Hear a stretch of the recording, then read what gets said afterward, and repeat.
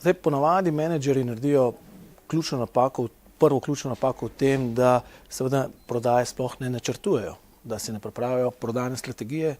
Po drugi strani tudi, če jo pripravijo, si lahko pripravijo netransparentne prodajne cilje, se na primer ukvarjajo z več zelo performerji kot middle performerji in pa high performerji, ali pa nasplošno postavijo nagrajevalni sistem, ki je netransparenten, ki je nemotivacijski.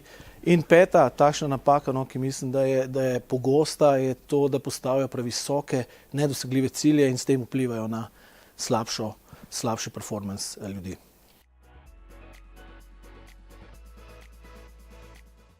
Dobra prodajna strategija seveda odraža dejansko situacijo v okolju, odraža pravilno zastavljene cilje in pa seveda pozicioniranje produktov po posameznih segmentih.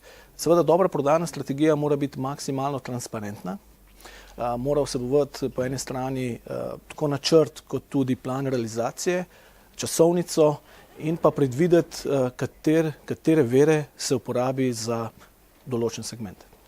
Prodajna strategija, če ostane v predalu, je v bistvu samo kup papirja, kup zamisli, ki nikoli niso realizirane.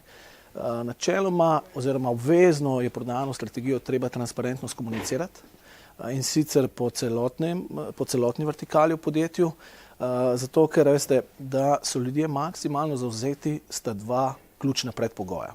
Eno je seveda visoka stopnja energije, ki jo dober vodja mora generirati, po drugi strani pa je visoka stopnja jasnosti, predvsem jasnosti ciljev, pričakovanj, nujni predpogoj, da strategija sploh uspe in seveda, da jo ljudje živijo kot svojo in ko jo enkrat začnejo živeti kot svojo, jo tudi lažje realizirajo.